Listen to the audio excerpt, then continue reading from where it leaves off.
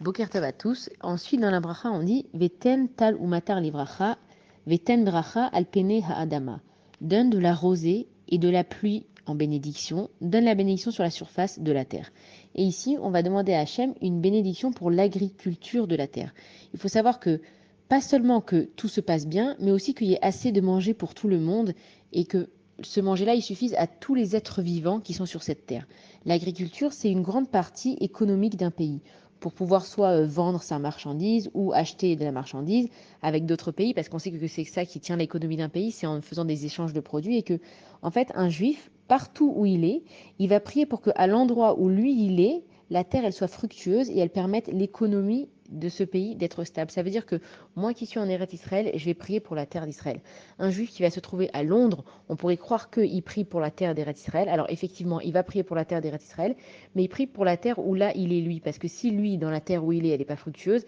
eh ben, il n'aura pas assez de subsistance, il n'aura pas les moyens, il va être en galère, etc. Et donc le juif, là où il est, il demande à Kadosh Baruch Hu que la terre où il se trouve, elle soit fructueuse pour que l'économie se passe bien et surtout que chacun il ait assez de manger. On voit que ce qui se passe maintenant avec la guerre en Ukraine, maintenant ça fait déjà un an, on a presque malheureusement envie de dire qu'on a pris l'habitude, mais c'est que